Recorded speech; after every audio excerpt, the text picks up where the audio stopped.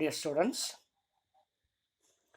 ഈ വീഡിയോ ക്ലാസ്സിലൂടെ നമ്മൾ ഡിസ്കസ് ചെയ്യുന്ന ടോപ്പിക്ക് പ്രോജക്റ്റ് ഫോർമുലേഷൻ ആണ്. അതുപോലെ പ്രോജക്റ്റ് ഫോർമുലേഷൻ്റെ ഡിഫറെൻ്റ് ആയിട്ടുള്ള ഫേസസ്, അതിൽ ഫീസിബിലിറ്റി സ്റ്റഡി പ്രധാനമായിട്ട് നമ്മളിവിടെ നോക്കുന്നു. അപ്പം എന്താണ് ഈ പ്രോജക്റ്റ് ഫോർമുലേഷൻ? നമ്മൾ നേരത്തെ പ്രോജക്റ്റ് മാനേജ്മെൻറ്റിനെ കുറിച്ച് പറഞ്ഞു അല്ലേ? ഒരു പ്രോജക്റ്റ് നമ്മൾ ആദ്യം എന്ത് ചെയ്യും? പ്രോജക്റ്റ് ഐഡൻറ്റിഫിക്കേഷന് വേണ്ടി പ്രോജക്റ്റ് ഐഡൻറ്റിഫിക്കേഷൻ നമ്മൾ ചെയ്യുന്നു. അതിൻ്റെ ഭാഗമായി ഐഡൻറ്റിഫൈ ചെയ്തിട്ടുള്ള പ്രോജക്റ്റ് ആൾട്ടർനേറ്റീവ്സ്, കുറേയധികം ആൾട്ടർനേറ്റീവ്സ് ഉണ്ടാവും. അപ്പോൾ identifying project alternative or investment alternative, screening the project alternative or investment alternative. അപ്പോൾ സ്ക്രീനിങ് കഴിഞ്ഞ് കഴിഞ്ഞാൽ നമുക്ക് അവശേഷിക്കുന്ന പ്രോജക്റ്റുകളിൽ നിന്നും അല്ലെങ്കിൽ ഓപ്പർച്യൂണിറ്റീസിൽ നിന്നും നമ്മൾ എന്ത് ചെയ്യുന്നു? നമ്മൾ റിസ്ക് റിട്ടേൺ അനുസരിച്ച് മതിയായിട്ടുള്ള അല്ലെങ്കിൽ സഫീഷ്യൻ്റ് ആയിട്ടുള്ള അല്ലെങ്കിൽ ഫുൾഫിൽമെൻറ്റ് ചെയ്യുന്ന തരത്തിലുള്ള ഓപ്പർച്യൂണിറ്റീസ് നമ്മൾ സെലക്ട് ചെയ്യും. ഇങ്ങനെ സെലക്ട് ചെയ്തിട്ടുള്ള ഐഡൻറ്റിഫൈ ചെയ്തിട്ടുള്ള പ്രോജക്റ്റുകളെ നമ്മൾ എന്ത് ചെയ്യുന്നു? ഒരു മാർക്കറ്റ് സ്റ്റഡിയൊക്കെ നടത്തി എൻവയോൺമെൻറ്റൽ സ്കാനിങ് എന്ന് പറയും അല്ലേ? ഒരു ഓൺട്രപ്രന്യൂറൽ എൻവയോൺമെൻറ്റിനെ ബേസ് ചെയ്ത് എക്കണോമിക്, സോഷ്യൽ അല്ലെങ്കിൽ ടെക്നോളജിക്കൽ, ഗവൺമെൻറ് അങ്ങനെ റിലേറ്റഡ് ആയിട്ടുള്ള എൻവയോൺമെൻ്റ് എല്ലാം സ്കാൻ ചെയ്ത് അതിൻ്റെ സ്റ്റഡീസൊക്കെ നടത്തി, മാർക്കറ്റ് സ്റ്റഡി നടത്തി അല്ലേ? മാർക്കറ്റിൽ നിന്ന് കിട്ടുന്ന ഇൻപുട്സും ഡിമാൻഡിൻ്റെ ഫോർകാസ്റ്റും ഒക്കെ ചെയ്ത് ആവശ്യമായുള്ള ഡാറ്റ കളക്ട് ചെയ്ത് അതിന് സ്റ്റേറ്റ് ചെയ്യുന്നു. ഇങ്ങനെ സ്റ്റേറ്റ് ചെയ്യുമ്പോൾ നമ്മൾ അതിനൊരു പ്രോജക്റ്റ് പ്രൊഫൈൽ എന്ന് പറയും അല്ലേ? ചെറിയ തരത്തിലുള്ളൊരു പ്രൊഫൈൽ. ഈ പ്രൊഫൈലിലാണ് നമ്മൾ വീണ്ടും ഒന്നിന്ന് ഫർദർ സ്റ്റഡിക്ക് വേണ്ടി എടുക്കുന്നത്. ക്ലിയർ? അപ്പോൾ അതുകൊണ്ട് തന്നെ ഈ ഐഡൻറ്റിഫിക്കേഷൻ ഓഫ് എ പ്രോജക്റ്റ്, അതുപോലെ തന്നെ പ്രോജക്റ്റ് ഐഡൻറ്റിഫിക്കേഷൻ, പ്രോജക്റ്റ് സ്ക്രീനിങ്, ഇതെല്ലാം കഴിഞ്ഞ് കഴിഞ്ഞാൽ അടുത്തതായിട്ട് നമ്മൾ ചെയ്യുന്നത് പ്രോജക്റ്റ് ഫോർമുലേഷനാണ്. അപ്പോൾ എന്താ ഈ പ്രോജക്റ്റ് ഫോർമുലേഷൻ? പ്രോജക്റ്റ് ഫോർമുലേഷൻ കൊണ്ട് ഉദ്ദേശിക്കുന്നത് വേറെ മറ്റൊന്നുമല്ല, ഈ കിട്ടുന്ന ഇൻഫർമേഷൻ, ഓരോരോ സ്റ്റഡി നമ്മൾ ചെയ്ത് കിട്ടുന്ന ഇൻഫർമേഷനെ എന്ത് ചെയ്യുന്നു? ആ പ്രോജക്റ്റിനെ അനലൈസ് ചെയ്യുന്നതിന് വേണ്ടി, വിലയിരുത്തുന്നതിന് വേണ്ടി, അതിനെ ഇവാലുവേറ്റ് ചെയ്യുന്നതിന് വേണ്ടി നമ്മൾ ക്രോഡീകരിച്ച് ഡോക്യുമെൻ്റ് ചെയ്ത് വയ്ക്കുന്നു. അപ്പം അങ്ങനെയാണെങ്കിൽ ഒരു പ്രോജക്റ്റിന് പലതരത്തിലുള്ള ഡയമെൻഷൻസ് ഉണ്ടാവും അല്ലേ? അതിൻ്റെ ടെക്നിക്കൽ ആയിട്ടുള്ള ഡയമെൻഷൻ ഉണ്ടാവും, ഫിനാൻഷ്യൽ ആയിട്ടുള്ള ഡയമെൻഷൻ ഉണ്ടാവും, കൊമേഴ്ഷ്യൽ ആയിട്ടുള്ള ഡയമെൻഷൻ ഉണ്ടാവും അല്ലേ? അതുപോലെ തന്നെ മറ്റുള്ള തരത്തിലുള്ള മാനേജീരിയൽ ആയിട്ടുള്ള ഡയമെൻഷൻ ഉണ്ടാവും, സോഷ്യൽ ആയിട്ടുള്ള ഡയമെൻഷൻ ഉണ്ടാവും. അപ്പോൾ ഇതിനെക്കുറിച്ചൊക്കെ നമ്മൾ എന്ത് ചെയ്യേണ്ടി വരും? അതിൻ്റെ കോസ്റ്റ് ബെനിഫിറ്റ് അനാലിസിസ് ചെയ്യേണ്ടി വരും. അപ്പോൾ എക്കണോമി, ഫിനാൻഷ്യൽ റിലേറ്റഡ് ആയിട്ടുള്ള കോസ്റ്റ് ബെനിഫിറ്റ് ചെയ്യണം, എക്കണോമി റിലേറ്റഡ് ആയിട്ടുള്ള കോസ്റ്റ് ബെനിഫിറ്റ് ചെയ്യണം, ഓക്കെ, സോഷ്യൽ റിലേറ്റഡ് ആയിട്ടുള്ള കോസ്റ്റ് ബെനിഫിറ്റ് ചെയ്യേണ്ടി വരും, അങ്ങനെ ടെക്നോളജിക്കൽ റിലേറ്റഡ് ആയിട്ടുള്ള കോസ്റ്റ് ബെനിഫിറ്റ് ചെയ്യേണ്ടി വരും. ഇതെല്ലാം നമ്മൾ ചെയ്ത് അനലൈസ് ചെയ്ത് വെക്കാൻ നമുക്ക് ആവശ്യമായുള്ള ഡാറ്റ കളക്ട് ചെയ്യാൻ പറ്റും. ഇതെല്ലാം ക്രോഡീകരിക്കുമ്പോൾ നമുക്ക് എന്താവും? ഒരു പ്രോജക്റ്റിന് വേണ്ടിയിട്ടുള്ള, ഒരു പ്രോജക്റ്റ് റിപ്പോർട്ടിന് വേണ്ടിയിട്ടുള്ള, ഒരു പ്രോജക്റ്റിന് ആവശ്യമായിട്ടുള്ള ഇൻഫർമേഷൻ എല്ലാം ആവും. അപ്പോൾ ഈ ഇൻഫർമേഷനെ പിന്നെ ഇൻ്റർപ്രറ്റ് ചെയ്താൽ മാത്രം മതിയാവും. ക്ലിയർ? അപ്പോൾ അതുകൊണ്ട് ഒരു പ്രോജക്റ്റിൻ്റെ രൂപീകരണം എന്നുകൊണ്ട് ഉദ്ദേശിക്കുന്നത് കുറേ ഐഡിയ, വേഗമായിട്ടുള്ള ഒരു ഇൻവെസ്റ്റ്മെൻറ്റ് ഓപ്പർച്യൂണിറ്റിയെ അല്ലെ, വേഗമായിട്ടുള്ള ഒരു ബിസിനസ് ഐഡിയയെ നമ്മൾ എന്ത് ചെയ്യുന്നു? ഒരു വ്യവസ്ഥാപിതമായിട്ടുള്ള രീതിയിലേക്ക് അല്ലേ, ഒരു സിസ്റ്റമാറ്റിക് വേയിൽ അതിനെ സ്റ്റഡി ചെയ്ത്, അറേഞ്ച് ചെയ്ത്, ഓർഗനൈസ് ചെയ്ത് ഡാറ്റ പ്രസൻറ്റ് ചെയ്യുന്നു. അപ്പോൾ അങ്ങനെ പ്രസൻറ്റ് ചെയ്യുമ്പോൾ നമ്മളൊരു പ്രിലിമിനറി പ്രോജക്റ്റ് റിപ്പോർട്ട് എന്ന് പറയും. ക്ലിയർ? അപ്പോൾ ഒരു പ്രിലിമിനറി പ്രോജക്റ്റ് റിപ്പോർട്ട് തയ്യാറാക്കുന്നതിന് വേണ്ടിയിട്ടാണ് പ്രോജക്റ്റ് ഫോർമുലേഷനൊക്കെ ചെയ്യുന്നത്. ക്ലിയർ? സോ എന്താണ് അപ്പോൾ ഈ project formulation? So project formulation is the process of examining technical, economic, financial and commercial aspects of A project.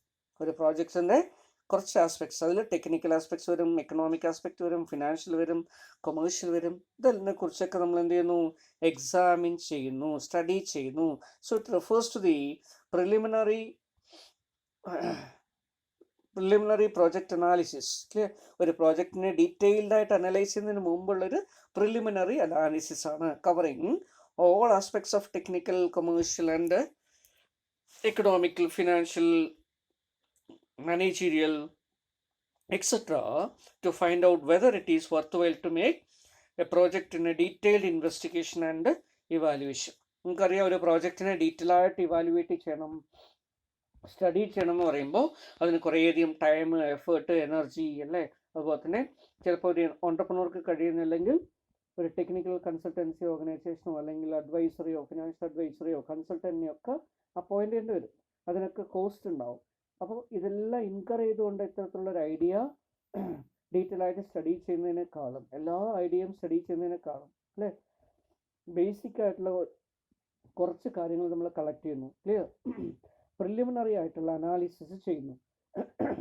ഈ കളക്ട് ചെയ്ത ഇൻഫർമേഷൻ നിന്ന് ചെയ്യുന്ന പ്രിലിമിനറി അനാലിസിസിൽ നിന്നും കിട്ടുന്ന ഇൻഫർമേഷൻ്റെ മെറിറ്റ് അനുസരിച്ചിട്ട് നമ്മൾ എന്ത് ചെയ്യുന്നു, ഡീറ്റെയിൽ ആയിട്ട് സ്റ്റഡി ചെയ്യണോ വേണ്ടയോ എന്ന് തീരുമാനിക്കുക. അപ്പോൾ അതിനു വേണ്ടി ചെയ്യുന്ന ഒരു പ്രിലിമിനറി അനാലിസിസിനെയാണ് പ്രോജക്റ്റ് ഫോർമുലേഷൻ എന്നുകൊണ്ട് ഉദ്ദേശിക്കുന്നത്. അപ്പോൾ അതിൽ ടെക്നിക്കൽ, എക്കണോമിക്കൽ, ഫിനാൻഷ്യൽ, കൊമേഴ്ഷ്യൽ അങ്ങനെ ആയിട്ടുള്ള എല്ലാ ആസ്പെക്ട്സും നമ്മൾ എന്ത് ചെയ്യുന്നു, ജസ്റ്റ് പ്രിലിമിനറി ആയിട്ട് സ്റ്റഡി ചെയ്യുന്നു.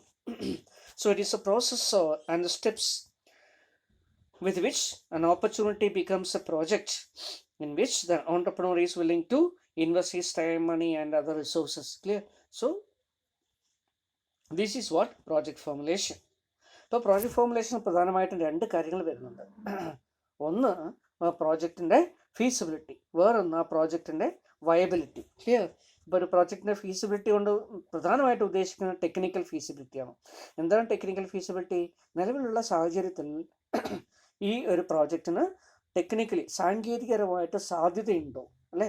ഇത് നമ്മൾ മലയാളത്തിൽ പറയുമ്പോൾ സാധ്യതാ പഠനം എന്ന് പറയും. ക്ലിയർ? വെദർ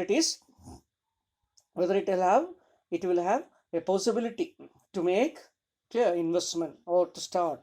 ഓക്കെ, അപ്പോൾ അതിന് നോക്കണമെങ്കിൽ എന്ത് ചെയ്യണം, ടെക്നിക്കലായിട്ട് ഇത് ഫീസിബിൾ ആണോ നോക്കണം, അത് നടപ്പിലാക്കാൻ പറ്റുമോ എന്ന് നോക്കണം, ഇമ്പോസിബിൾ ആയിട്ടുള്ള ഒരു കാര്യമാണോ നോക്കണം, അല്ലെങ്കിൽ പോസിബിലിറ്റി ഉണ്ടോ എന്ന് അന്വേഷിക്കണം. അപ്പം അങ്ങനെ അന്വേഷിക്കുന്നതിന് പറയുന്ന പേരാണ് ഫീസിബിലിറ്റി, സാധ്യതാ പഠനം, feasibility study. Okay, so technical ആയിട്ടുള്ള ആസ്പെക്ട്സ് ആണ് പ്രധാനമായിട്ടും കവർ ചെയ്യുക. അതുകൊണ്ട് ഇതിനെന്ത് പറയുന്നു, അല്ലേ, സാങ്കേതിക സാധ്യതാ പഠനം എന്നുള്ള രീതിയിൽ പറയാം.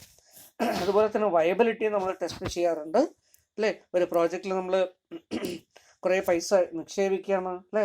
അപ്പം അങ്ങനെയാണെങ്കിൽ ഇതിൽ നിന്ന് നമ്മൾ ബിസിനസ് ചെയ്ത് കഴിഞ്ഞാൽ, ഇതിൻ്റെ പ്രോഡക്റ്റ് പ്രൊഡ്യൂസ് ചെയ്ത് കഴിഞ്ഞാൽ നമുക്ക് വിൽക്കാൻ പറ്റുമോ, അതിനാവശ്യമായിട്ടുള്ള റവന്യൂ നമുക്ക് ജനറേറ്റ് ചെയ്യാൻ പറ്റുമോ, അതിൽ കോസ്റ്റ് കവർ ചെയ്യാൻ പറ്റുമോ, ഇത് വയബിൾ ആണോ എന്ന് നമ്മൾ ചെക്ക് ചെയ്യണം.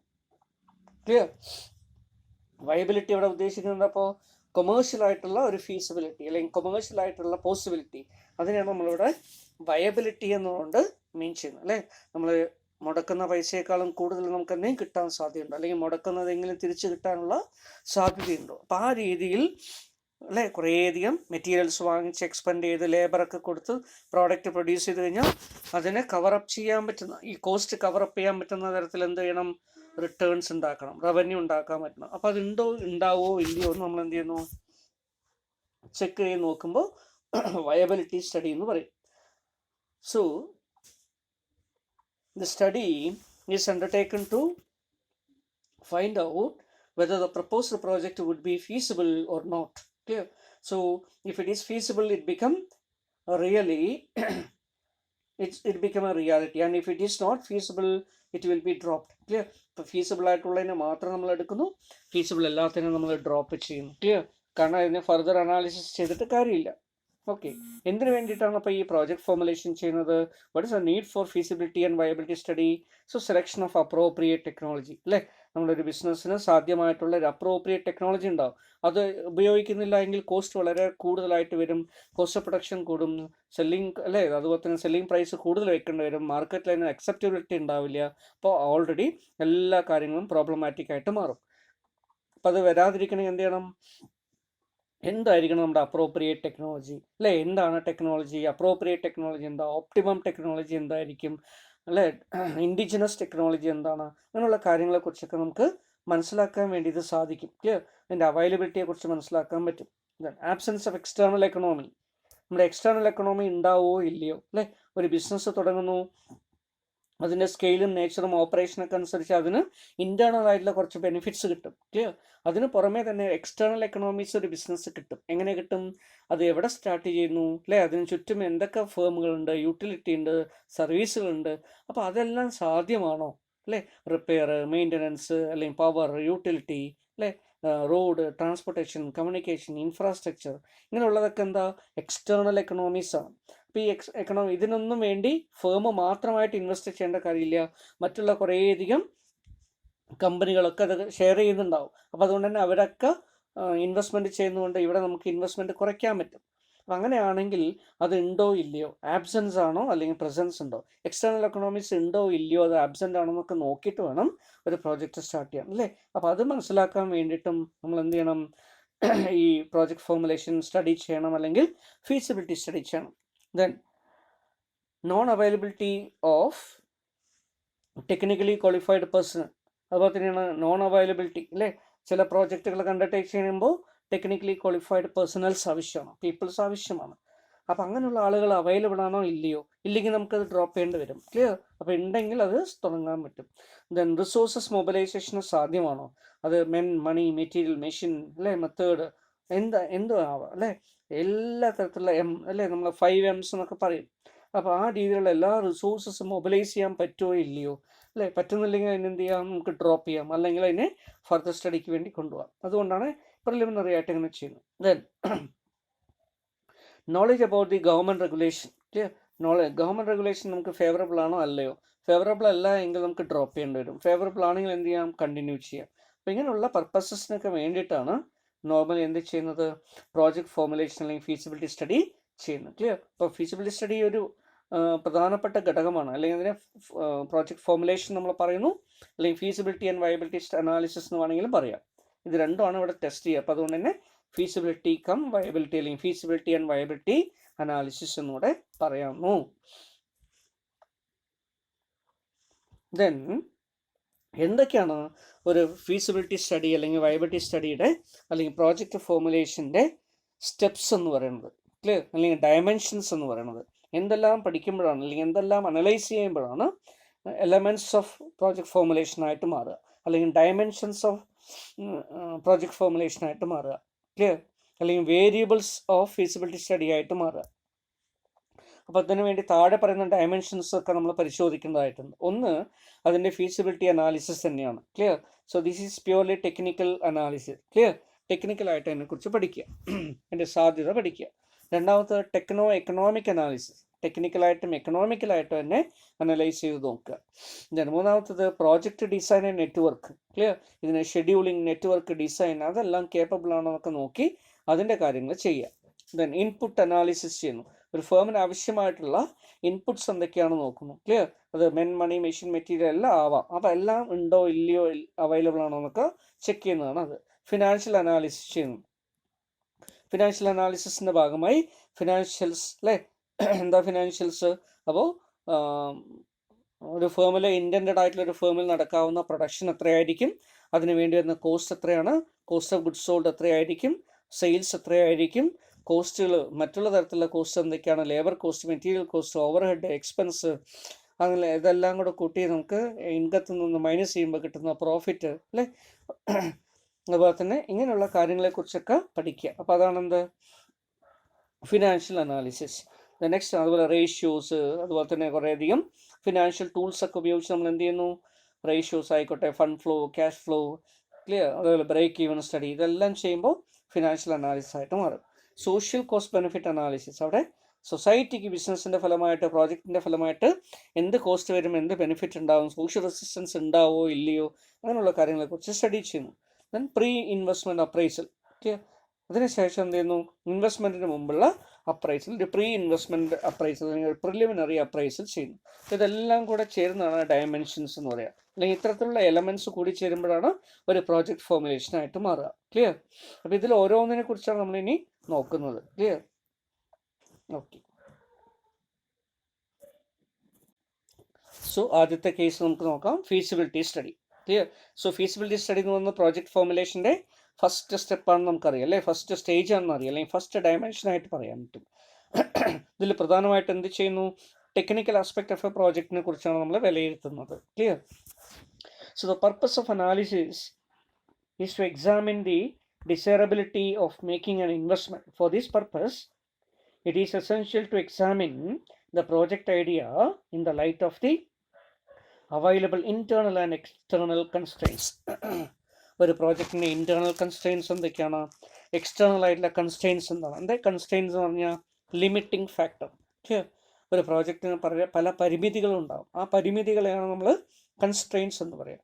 അപ്പോൾ ഇൻറ്റേർണലും എക്സ്റ്റേണലും ആയിട്ടുള്ള ഈ കൺസ്ട്രെയിൻസ് എന്തൊക്കെയാണെന്ന് നോക്കുന്നു. So let us see the meaning of feasibility study. And feasibility study refers to an assessment of the practicality or practicability of the proposed plan or the method.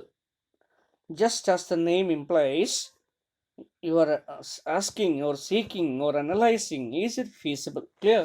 അപ്പോൾ ഇതിന് സാധ്യതയുണ്ടോ എന്ന് നോക്കുന്നു. അപ്പോൾ അതിൻ്റെ പ്രാക്ടിക്കബിലിറ്റി അല്ലെങ്കിൽ പോസിബിലിറ്റിയാണ് നമ്മളിവിടെ എക്സ്പ്ലോർ ചെയ്യുന്നത്. ക്ലിയർ?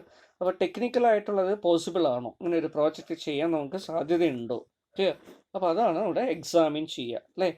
അപ്പോൾ ഒരു പ്രോജക്റ്റ് നമ്മൾ സ്റ്റാർട്ട് ചെയ്യുന്ന സമയത്ത് എന്ത് ചെയ്യുന്നു, ഇത് സാധിക്കുമോ ഇല്ലയോ എന്ന് നമ്മൾ ആദ്യം വെരിഫൈ ചെയ്യേണ്ടതായിട്ടുണ്ട്. Clear?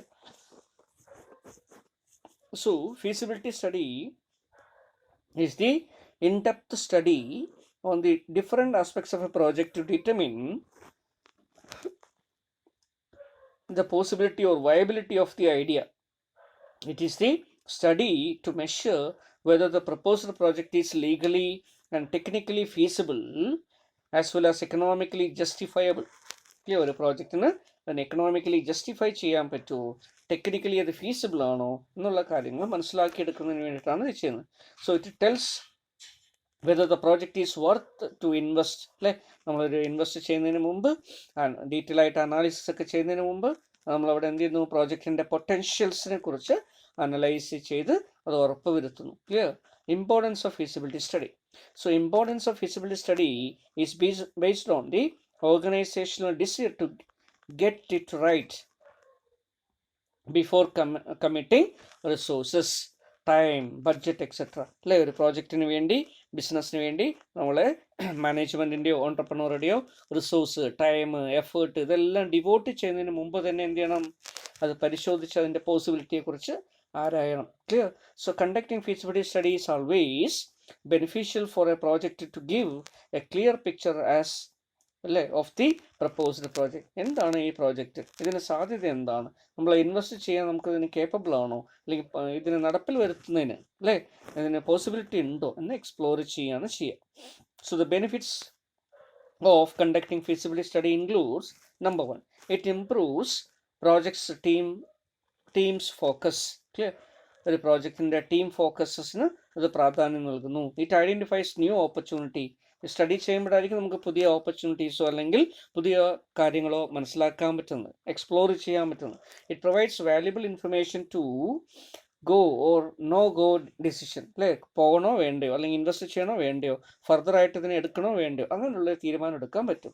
Narrows the business alternative. അല്ലേ, കുറേയധികം ബിസിനസ് ആൾട്ടർനേറ്റീവ്സ് ഉണ്ടെങ്കിൽ അതിൽ നിന്നും നമുക്ക് നാരോ ഡൗൺ ചെയ്തെടുക്കാൻ പറ്റും, വളരെ കുറച്ചെണ്ണം ആക്കി മാറ്റാൻ പറ്റും. ക്ലിയർ? ആവശ്യമില്ലാത്തതിനെ ഒഴിവാക്കുന്നതിന് ഇതുവഴി കഴിയുന്നു. Identifies valid reason to undertake the project. അല്ലേ, പ്രോജക്റ്റ് അണ്ടർടേക്ക് ചെയ്യുന്നുള്ള വാലിഡ് ആയിട്ടുള്ള റീസൺ ഇതിലൂടെ നമുക്ക് കിട്ടുന്നു. അല്ലേ, ആരെങ്കിലും ചോദിക്കുന്നു why you have undertaken that business project എന്ന് പറയുമ്പോൾ യെസ് ബിക്കോസ് അല്ലേ ഇതുകൊണ്ടാണ് നമ്മൾ ചെയ്തത്, ഇതിൽ ടെക്നിക്കലി ഇത് ഫീസിബിൾ ആണെന്ന് മനസ്സിലാക്കിയത് കൊണ്ടാണ് ചെയ്തത്. അപ്പോൾ ആ രീതിയിൽ നമുക്ക് സമർത്ഥിക്കാൻ പറ്റുന്നതിന് വേണ്ടി ഡോക്യുമെൻറ്റേഷൻ ചെയ്യാൻ വേണ്ടി. Enhances the success rate of evaluating multiple parameters. അല്ലേ, ഒരു ബിസിനസ്സിനെ അഫക്റ്റ് ചെയ്യുന്ന അല്ലെങ്കിൽ ബിസിനസ് ഇൻവെസ്റ്റ്മെൻറ്റിന് നമുക്ക് പോസിബിളായിട്ട് വരുന്ന അല്ലേ ഒരു പ്രോജക്റ്റിന് കുറേയധികം പാരാമീറ്റേഴ്സ് നമുക്ക് എന്ത് ചെയ്യാൻ പറ്റും, ഇവാലുവേറ്റ് ചെയ്യാൻ പറ്റും. അപ്പോൾ അങ്ങനെ ഒരു മൾട്ടിപ്പിൾ ആയിട്ടുള്ള പാരാമീറ്റേഴ്സ്, അതിൽ ടെക്നിക്കൽ ആവാം, എക്കണോമിക്കൽ ആവാം, സോഷ്യൽ ആവാം, അല്ലേ, അങ്ങനെ പലതരത്തിലുള്ള പാരാമീറ്റേഴ്സിൽ നിന്ന് എന്ത് ചെയ്യുന്നു, ഇതിനെ അനലൈസ് ചെയ്യുന്നു. ക്ലിയർ? അങ്ങനെ അനലൈസ് ചെയ്തിട്ട് ഒരു തീരുമാനം എടുക്കണം. അല്ലേ, നമ്മൾ ഏകദേശം 6-7 ഡയമെൻഷൻസ് പറഞ്ഞു. അപ്പോൾ ആ എല്ലാ ഡയമെൻഷൻസും ഇവിടെ പരിശോധിക്കുന്നുണ്ട്. Then helps in decision making of the project, identifies reasons not to proceed. അല്ലെ, എന്തുകൊണ്ട് നമ്മൾ ഈ പ്രോജക്റ്റുമായിട്ട് പോകണ്ട, അല്ലെ ഇതിനെ ഡ്രോപ്പ് ചെയ്യണം, അത് മനസ്സിലാക്കാൻ ഇതുവഴി കഴിയും. സോ ടൈപ്സ് ഓഫ് ഫീസിബിലിറ്റി, എന്തെല്ലാം ടൈപ്സ് ഓഫ് ഫീസിബിലിറ്റി സ്റ്റഡിയാണ് സാധാരണ ചെയ്യുക. അല്ലേ, ഇത് നമ്മൾ ഡയമെൻഷൻസ് ആയിട്ട് നേരത്തെ പറഞ്ഞതാണ്, എങ്കിലും ഒന്നുകൂടെ പറയാം. ടെക്നിക്കൽ ഫീസിബിലിറ്റി നമ്മൾ നോക്കും, എക്കണോമിക് ഫീസിബിലിറ്റി നോക്കും, ലീഗൽ ഫീസിബിലിറ്റി നോക്കാറുണ്ട്, ഓപ്പറേഷണൽ ഫീസിബിലിറ്റി നോക്കും, ഷെഡ്യൂളിംഗ് ഫീസിബിലിറ്റി നമ്മൾ നോക്കും, ദെൻ സോഷ്യൽ ഫീസിബിലിറ്റി നോക്കുക. അപ്പോൾ ഇങ്ങനെ പ്രധാനമായിട്ട് ഇത്രയും ഫീസിബിലിറ്റീസാണ് സ്റ്റഡി ചെയ്യുക. Technical feasibility. So this assessment focuses on the technical resources available for the organization, within the organization. So it helps the organization to determine whether the technical resources will be capable of meeting the project requirement. Technical team is capable of covering the ideas into a workable system. അല്ലേ? അപ്പോൾ അത് നമുക്ക് സാധ്യമാണോ ഇല്ലയോ എന്ന് മനസ്സിലാക്കിയെടുക്കാൻ വേണ്ടി technical feasibility നോക്കുന്നു അല്ലേ. അപ്പോൾ ഒരു കമ്പനിയെ കൊണ്ട് കഴിയാത്ത ഒരു കാര്യമാണെന്ന് വിചാരിക്കുക അല്ലേ. അപ്പോൾ ആ കേസസ് നമുക്കൊന്നും ചെയ്യാൻ കഴിയില്ല. ക്ലിയർ? അപ്പോൾ അതൊന്നും എന്ത് ചെയ്യണം? ഇപ്പോൾ നമ്മൾ ഫോർ എക്സാമ്പിൾ കോവിഡ് റിലേറ്റഡ് ആയുള്ള ഒരു വാക്സിൻ ആണെന്ന് വിചാരിക്കുക അല്ലേ. അപ്പോൾ അവിടെ ഒരു വാക്സിൻ്റെ ഡെവലപ്മെൻ്റ് ഒരു പ്രോജക്റ്റ് ആണെങ്കിൽ നമ്മൾ ആദ്യം എന്ത് ചെയ്യുക? വാക്സിനും അതുപോലെ തന്നെ അതിനാവശ്യമുള്ള ഇൻഗ്രീഡിയൻസും മെറ്റീരിയൽസും പ്ലാന്റ് മെഷീനറിയൊക്കെ വാങ്ങിക്കുന്നതിന് മുമ്പ് തന്നെ നമ്മൾ എന്ത് ചെയ്യണം? ഇങ്ങനെ ഒരു വാക്സിന് പോസിബിലിറ്റി ഉണ്ടോ അല്ലേ? ഒരു വാക്സിൻ നിർമ്മിക്കാനുള്ള സാധ്യതയുണ്ടോ അല്ലേ? കോവിഡ് എന്ന് പറയുന്നത് സാർസ് റിലേറ്റഡ് ആയിട്ടുള്ള ഒരു അല്ലേ ഡിസീസാണ്. അങ്ങനെയാണെങ്കിൽ അതിനെ കൗണ്ടർ ചെയ്യാൻ പറ്റുന്ന തരത്തിൽ നേരത്തെ ഉണ്ടായിട്ടുള്ള സാർസ് അല്ലേ റിലേറ്റഡ് ആയിട്ടുള്ള വാക്സിൻസിനെ മോഡിഫൈ ചെയ്യാൻ പറ്റുമോ? ഓക്കെ. അപ്പം അങ്ങനെയുള്ള എക്സ്പ്ലോറേഷൻ, അതാണ് നമ്മളിവിടെ എന്തുകൊണ്ട് ഉദ്ദേശിക്കുന്നത്? Technical feasibility. ക്ലിയർ? അതിന് നമുക്ക് അതിൻ്റെ സ്ട്രീം ലൈൻ ചെയ്തെടുക്കാൻ പറ്റുമോ അല്ലേ? അത് ആദ്യം നമുക്കറിയാൻ പറ്റും ജനുവരി, ഫെബ്രുവരി, മാർച്ച് അല്ലേ. ജനുവരിയിൽ ഇത് റിപ്പോർട്ട് ചെയ്ത ശേഷം ഏകദേശം ഏപ്രിൽ, മെയ് മാസം വരെ നമുക്ക് ഇതിനെക്കുറിച്ച് ഒന്നും തന്നെ ചെയ്യാൻ കഴിഞ്ഞില്ല. എന്താ കാരണം? ഒരു വാക്സിനെ കുറിച്ചോ അതിനെക്കുറിച്ച് ചിന്തിക്കാൻ പോലും കഴിഞ്ഞിരുന്നില്ല. കാരണം എന്താ? ഇതിൻ്റെ ജീനോം സീക്വൻസ് ചെയ്തെടുക്കാൻ അതുവരെ കഴിഞ്ഞില്ല. Clear? So by April, May ഒക്കെ ആകുമ്പോഴാണ് കൊറോണ വൈറസിൻ്റെ ജീനോം സീക്വൻസ് നമുക്ക് ഐഡൻറ്റിഫൈ ചെയ്യാൻ പറ്റുന്നത്. ക്ലിയർ? അപ്പോൾ ഏപ്രിൽ, മെയ്യോട് കൂടിയാണ് അത് ഐഡൻറ്റിഫൈ ചെയ്തപ്പോൾ ഒരു വാക്സിൻ. ഓക്കെ, ഇങ്ങനെയാണ് ഇതിൻ്റെ ജീനോം സ്ട്രക്ചർ എങ്കിൽ അല്ലേ, ഇങ്ങനെയാണ് ഇതിൻ്റെ ബിഹേവിയർ എങ്കിൽ, ജനറ്റിക് ബിഹേവിയർ എങ്കിൽ നമുക്ക് ഇതിനെ എന്ത് ചെയ്യാൻ പറ്റും? അതിനനുസരിച്ചുള്ള തരത്തിൽ നമുക്ക് ആൻറ്റിബോഡീസ് ഡെവലപ്പ് ചെയ്യുന്നതിന് വേണ്ടി എന്ത് ചെയ്യാൻ പറ്റും? വാക്സിൻസ് ഡെവലപ്പ് ചെയ്യാം. അപ്പോൾ അത് ചെയ്തെടുക്കുക എന്ന് പറയുമ്പോൾ അത് ടെക്നിക്കലി ഫീസിബിൾ ആണോ അല്ലയോ എന്ന് നമ്മൾ പരിശോധിക്കേണ്ടതായിട്ടുണ്ട്. ക്ലിയർ? അപ്പോൾ ചില ഡിസീസിനൊന്നും അങ്ങനെ ചെയ്യാൻ പറ്റാത്ത കേസസ് ഉണ്ടാവും അല്ലേ. കുറേയധികം കാലം നമുക്കറിയാം HIV പോലുള്ള വൈറസുകൾ കുറേ ഡീക്കേഡ്സ് ഉണ്ടായിട്ട് നമുക്കതിൻ്റെ എന്ത് ചെയ്യാൻ പറ്റില്ല? ജീനോം സീക്വൻസ് ചെയ്തിട്ട് ഇതിന് ചെയ്യാൻ പറ്റിയിട്ടില്ല. ക്ലിയർ? അപ്പോൾ അതുകൊണ്ടാണ് ഒരു വാക്സിൻ അതിന് നമുക്ക് നിലവിൽ ഇല്ലാത്തത്. ക്ലിയർ? കുറേ കാലം ഇല്ലാതിരുന്നതും. ഓക്കെ. അപ്പോൾ അത്തരത്തിൽ ടെക്നിക്കലി ഫീസിബിൾ ആണോ അല്ലയോ എന്ന് നമ്മൾ ഒരു പ്രോജക്റ്റിന് ചെയ്യുന്നത്. അതുപോലെ തന്നെയാണ് ഇൻഡസ്ട്രിയൽ പ്രോജക്റ്റ്. ക്ലിയർ?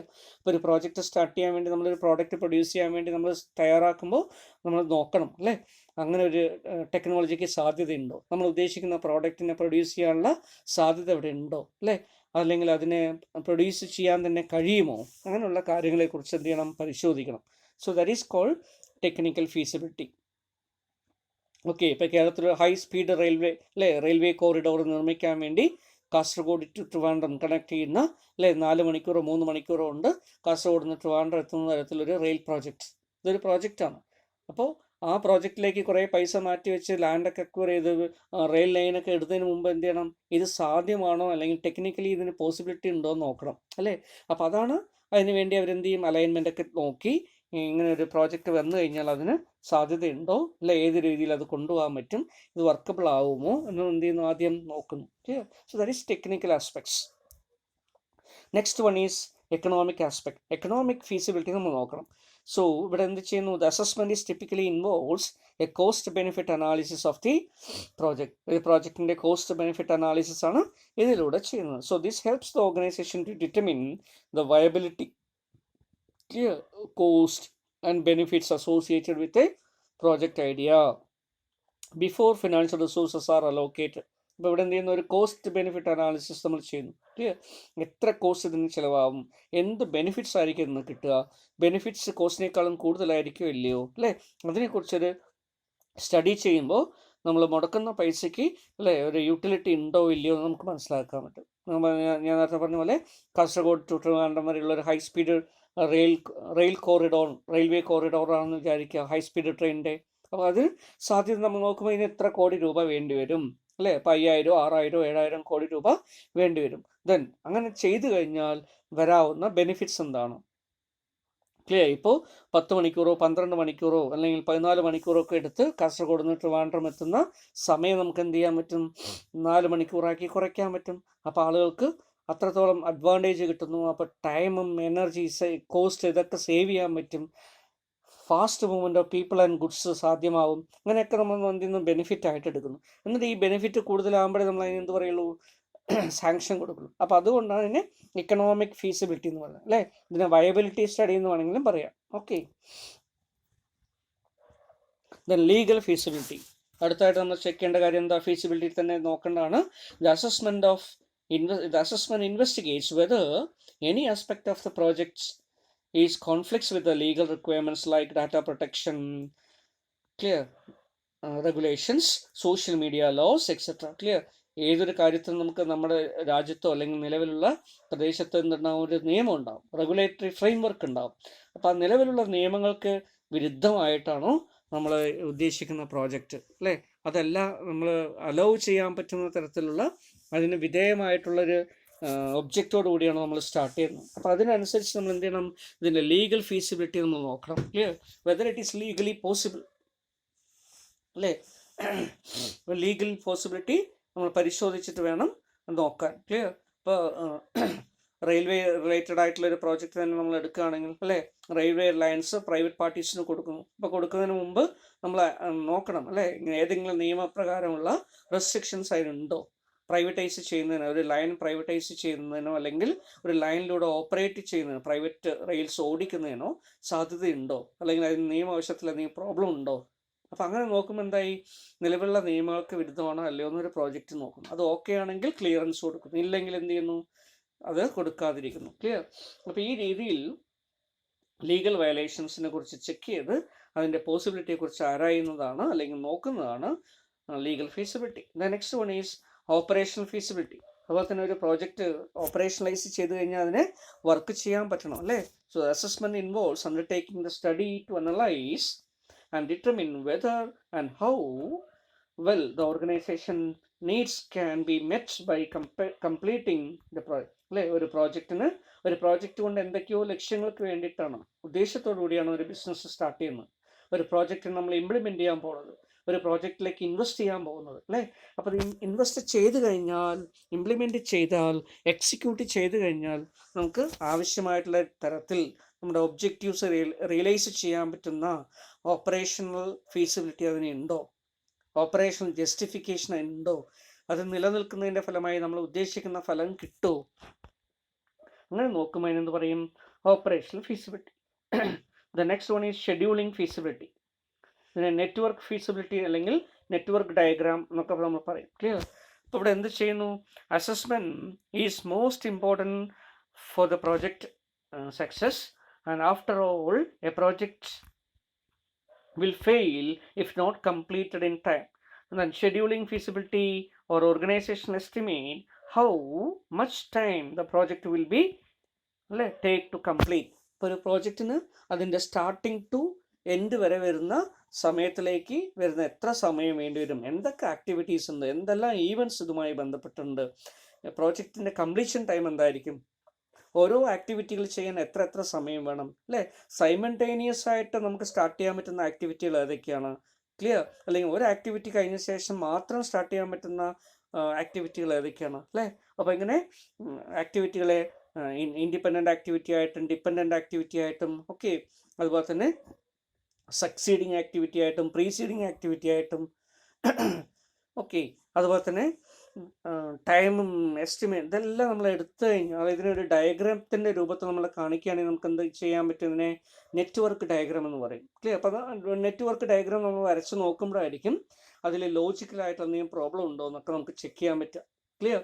അപ്പോൾ അതിനുവേണ്ടി ഒരു പ്രോജക്റ്റിൻ്റെ ഇനീഷ്യൽ പീരീഡ്, അതിൻ്റെ ഇനീഷ്യേഷൻ തൊട്ട് അതിൻ്റെ കംപ്ലീഷൻ വരെയുള്ള എൻഡ് വരെയുള്ള കേസസിൽ നമ്മൾ എന്ത് ചെയ്യുന്നു, അതിനൊരു ഷെഡ്യൂൾ തയ്യാറാക്കും. ക്ലിയർ. അപ്പോൾ ആ ഷെഡ്യൂളിങ്ങിനെ പറയുന്ന പേരാണ് നെറ്റ്വർക്ക്. അത് ഉണ്ടോ ഇല്ലയോ നമ്മൾ പരിശോധിക്കുമ്പോൾ അതിനെന്ത് പറയും, പ്രോജക്റ്റ് ക്ലിയർ ഷെഡ്യൂളിംഗ് ഫീസിബിലിറ്റി എന്ന് പറയുന്നു. ക്ലിയർ. ഇപ്പോൾ ഒരു സ്ട്രേറ്റ് ലൈൻ നമ്മൾ വരച്ചതിനെ ഈവൻ്റ് എന്ന് പറയും. Clear. These are all activity. Clear. ഞാനിവിടെ കൊടുത്തിരിക്കുന്ന വരകൾ, ആരോ മാർക്ക് കൊടുത്തിരിക്കുന്നതൊക്കെ ആക്ടിവിറ്റിയാണ്, സർക്കിൾ കൊടുക്കുന്നതൊക്കെ ഈവൻസ് എന്നാണ് പറയുക. ക്ലിയർ. ഓക്കെ.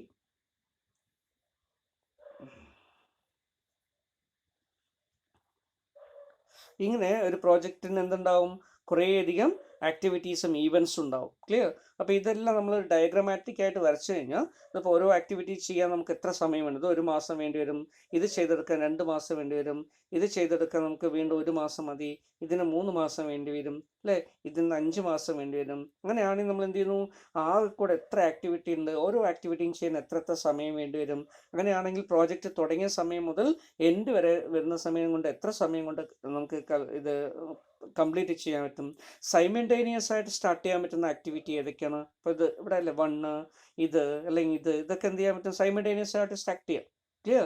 പക്ഷേ ഇവിടുത്തെ ഈ ആക്ടിവിറ്റി 2 എന്ന് പറയുന്ന ഈ ആക്ടിവിറ്റി തുടങ്ങണ എന്ത് ചെയ്യണം, ആദ്യം ഇത് കംപ്ലീറ്റ് ചെയ്യണം. ഇത് കംപ്ലീറ്റ് ചെയ്താലേ ഇവിടേക്ക് സ്റ്റാർട്ട് ചെയ്യാൻ പറ്റൂ. അപ്പോൾ ഇത് ഡിപ്പെൻഡൻ്റ് ആണ്. ക്ലിയർ? അപ്പോൾ ആ രീതിയിൽ നമ്മൾ എന്ത് ചെയ്യുന്നു, ആക്ടിവിറ്റിയൊക്കെ ലോജിക്കലായിട്ട് സീക്വൻഷ്യലായിട്ട് അറേഞ്ച് ചെയ്ത് കഴിഞ്ഞാൽ നമുക്ക് എന്തറിയാൻ പറ്റും, ഇത് വർക്കബിൾ ആണോ ഇല്ലയോ, അല്ലെങ്കിൽ ഇതിൻ്റെ ഡിസൈൻ എന്തായിരിക്കും, ടൈം എന്തായിരിക്കും എന്നൊക്കെ ആവും. ഇതിനോടൊപ്പം നമ്മൾ കോസ്റ്റ് കൂടെ എസ്റ്റിമേറ്റ് ചെയ്യും, ഓരോ ആക്ടിവിറ്റിയും ചെയ്യാൻ വേണ്ടി വരുന്ന കോസ്റ്റ്. അങ്ങനെയാണെങ്കിൽ ടൈം എസ്റ്റിമേഷനായി, കോസ്റ്റ് എസ്റ്റിമേഷനായി. ക്ലിയർ? ഇതനുസരിച്ച് ഒരു പ്രോജക്റ്റിൻ്റെ ടോട്ടൽ കോസ്റ്റ്, ടോട്ടൽ ടൈം ഒക്കെ നമുക്ക് പറയാൻ പറ്റും. ക്ലിയർ? അപ്പോൾ അതുപോലെ ക്രിട്ടിക്കൽ പാത്ത് എന്നൊക്കെ പറയും. ക്ലിയർ? ഏറ്റവും ലെങ്തി ആയിട്ട് വരുന്ന, ഏറ്റവും ടൈം കൺസ്യൂമിങ് ആയിട്ട് വരുന്ന ഒരു പാത്ത്, ഒരു ഡ്യൂറേഷൻ ഇനീഷ്യൽ ടു എൻഡ് വരെ വരുന്ന ഒരു പാത്ത് നമ്മൾ ഐഡൻറ്റിഫൈ ചെയ്യുന്നു. അതിനെ ക്രിട്ടിക്കൽ പാത്തായിട്ട് നമ്മൾ വയ്ക്കും, അതിനെ ഏറ്റവും കൂടുതൽ കൺട്രോൾ ചെയ്യും. ക്ലിയർ? ഇങ്ങനെയൊക്കെ വരുന്ന കുറച്ച് കാര്യങ്ങളൊക്കെ ചെയ്യുന്നതിന് വേണ്ടിയിട്ടാണ് നമ്മൾ ഷെഡ്യൂളിംഗ് ഫീസിബിലിറ്റി നോക്കുന്നത്. Clear? The next one is social feasibility. Social ഫീസിബിലിറ്റിയിൽ എന്ത് ചെയ്യുന്നു, സോഷ്യോ കോസ്റ്റ് ബെനിഫിറ്റ് അനാലിസിസ് ആണ് ചെയ്യുക. അവിടെ സമൂഹത്തിന്, ഇൻഡസ്ട്രിക്കല്ല, ബിസിനസ്സല്ല, ഒരു പ്രോജക്റ്റ് അല്ലെങ്കിൽ ഒരു ബിസിനസ് സ്റ്റാർട്ട് ചെയ്യുന്നതിൻ്റെ ഫലമായി നമ്മുടെ സൊസൈറ്റിക്ക് എന്ത് കോസ്റ്റ് ഉണ്ടാവുന്നു, സൊസൈറ്റിക്ക് എന്ത് ബെനിഫിറ്റ് ഉണ്ടാവുന്നു അല്ലേ. നമ്മളൊരു സ്ഥലത്ത് ബിസിനസ് ചെയ്യുമ്പോൾ ആ സൊസൈറ്റിയുടെ റിസോഴ്സസ്, ലാൻഡ് ലാൻഡ്, അവിടെയുള്ള അഗ്രികൾച്ചർ ലാൻഡ് അല്ലെങ്കിൽ അവിടെയുള്ള ലാൻഡ്, അതുപോലെ തന്നെ അവിടെയുള്ള നാച്ചുറൽ റിസോഴ്സസ്, അവിടെയുള്ള മറ്റുള്ള തരത്തിലുള്ള റിസോഴ്സ്, ഇതെല്ലാം നമ്മൾ ഉപയോഗിക്കുന്നുണ്ട് ബിസിനസ്സിന് വേണ്ടി. ഓക്കെ. പക്ഷേ അതുപോലെ തന്നെ നമ്മൾ എംപ്ലോയ്മെൻറ്റ് ഓപ്പർച്യൂണിറ്റി അവിടെ ക്രിയേറ്റ് ചെയ്യും, ആളുകൾക്ക് ജോലി നൽകും, അല്ലെങ്കിൽ അവരുടെ ഇൻകം കൂടും, വരുമാനം കൂടും, ഇൻഫ്രാസ്ട്രക്ചർ ബിൽഡ് ചെയ്യും. ഇതൊക്കെ അവർക്ക് കിട്ടുന്ന ബെനിഫിറ്റാണ്. അപ്പോൾ ഇതെല്ലാം നമ്മൾ കമ്പയർ ചെയ്യണം. സൊസൈറ്റിക്ക് വരുന്ന കോസ്റ്റും കമ്പയർ ചെയ്യണം, അതുപോലെ സൊസൈറ്റിക്ക് വരുന്ന ബെനിഫിറ്റും കമ്പയർ ചെയ്യണം. എന്നിട്ട് നമ്മൾ നോക്കുന്നു, ബെനിഫിറ്റാണോ കൂടുതൽ, കോസ്റ്റാണോ കൂടുതൽ. ബെനിഫിറ്റ് കൂടുതലും കോസ്റ്റ് കുറവാണെങ്കിൽ നമുക്ക് എന്ത് ചെയ്യുന്നു, അക്സെപ്റ്റ് ചെയ്യാം. അതർവൈസ് ഇത് റിജക്റ്റ് ചെയ്യേണ്ടി വരും അല്ലേ. അതുപോലെ സോഷ്യൽ റെസിസ്റ്റൻസ് എന്തുമാത്രം ഉണ്ടാവും, ഓക്കെ, അത് എൻവയോൺമെൻറ്റൽ ഇമ്പാക്റ്റ് എന്താണ്, എക്കോളജിക്കൽ പ്രോബ്ലം ഉണ്ടാവുമോ, അങ്ങനെയുള്ള കാര്യങ്ങളെക്കുറിച്ചൊക്കെ എന്ത് ചെയ്യണം, പരിശോധിക്കേണ്ടതായിട്ടുണ്ട്. അതൊക്കെ ചെയ്യുമ്പോൾ നമ്മൾ സോഷ്യൽ ഫീസിബിലിറ്റി എന്ന് പറയാം. So it is not enough to be feasible from marketing, technical and financial point of view. A project should also be acceptable from the social point of view. അതിനു വേണ്ടി എന്ത് ചെയ്യുന്നു, social benefits and cost have to be assessed. That is social benefits and cost at different from monetary benefits അല്ലേ. Monetary ബെനിഫിറ്റ്സിൽ നിന്ന് വ്യത്യാസമാണ് social കോസ്റ്റും social ബെനിഫിറ്റും. അപ്പോൾ ആ രീതി നമ്മൾ ക്വാളിറ്റേറ്റീവായിട്ട് തന്നെ മെഷർ ചെയ്യണം. ക്ലിയർ? സമൂഹത്തിന് വേണ്ടി വരുന്ന കോസ്റ്റ് എന്താ, കോസ്റ്റ് പൊല്യൂഷൻ വരും, ലാൻഡ് പോകും അല്ലേ, അതിൻ്റെ റിസോഴ്സുകൾ പോകും, അതിൻ്റെ ഓക്യുപ്പേഷൻ തടസ്സപ്പെടും, അങ്ങനെ കുറേയധികം പ്രോബ്ലംസ് അവർക്കുണ്ടാവും. അതെല്ലാം കോസ്റ്റുകളാണ്, സോഷ്യൽ കോസ്റ്റാണ്. ക്ലിയർ? അപ്പോൾ അതിനെ ഓവർകം ചെയ്യാൻ പറ്റുന്ന തരത്തിൽ ബെനിഫിറ്റ്സ് ഉണ്ടാകുന്നു, അല്ലെങ്കിൽ കോസ്റ്റിനെ, സോഷ്യൽ കോസ്റ്റിനെ നമുക്ക് കണ്ടെയ്ൻ ചെയ്യാൻ പറ്റും. അങ്ങനെയൊക്കെ ആണെങ്കിൽ ഇത് ഫീസിബിൾ ആണെന്ന് പറയാം. അപ്പം ഇതൊക്കെയാണ് ഒരു ഫീസിബിലിറ്റി സ്റ്റഡിയുടെ പ്രധാനപ്പെട്ട ഡയമെൻഷൻസ്. ഓക്കെ.